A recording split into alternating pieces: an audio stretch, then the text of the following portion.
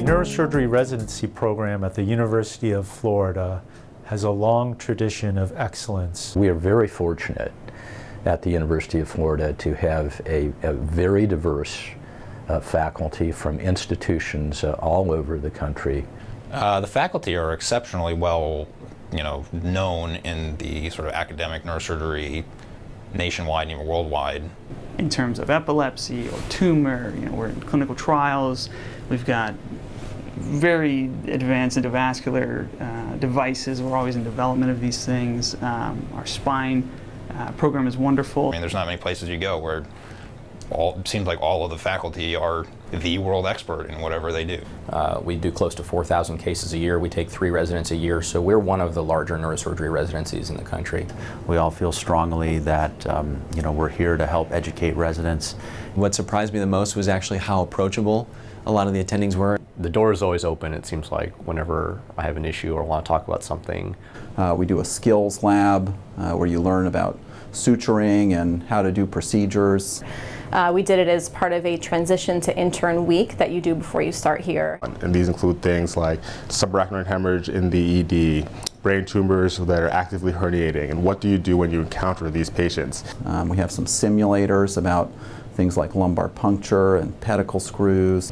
You can really see what you're doing in terms of where you're placing your screws. I got to do the ventriculostomy simulator before I started residency here. Getting to do that, knowing that that might be something I have to do very early on, was definitely comforting. My first week here, when I had to do a ventriculostomy on a patient, I actually felt very comfortable with the procedure. Anything that can be simulated, we've simulated here. You can take patients with complex intracranial problems, fuse their scan to the simulator and practice doing EVDs with midline shifts. The program is dedicated to understanding each resident, what they like to do, making sure they are exposed to everything, and then coming up with an individualized plan for that resident to succeed in the goals that they want, especially during the research time. And so one of those things is allowing residents to leave this institution and go to other institutions around the country. It allowed me to leave the university here and actually go to Chicago and work with Dr. Julian Bales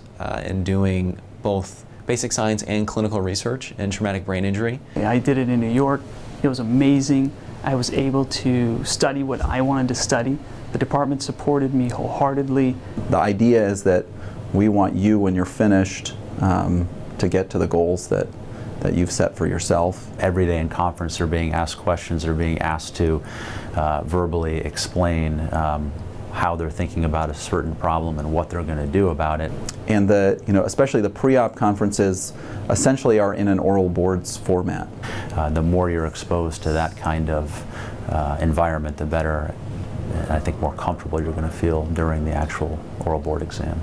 Each year those residents who've already passed the written board for credit take a mock oral board that's given by our faculty, and it really gives the residents an opportunity to see what's expected of them. I think residents should expect to work really hard and have a lot of fun. And I think that ultimately it's a rigorous training program which will allow them to come out after their 7 years of training to be excellent surgeons, to be competent researchers, and to be compassionate physicians, and also to understand what it takes to avoid physician burnout and to have long, successful careers.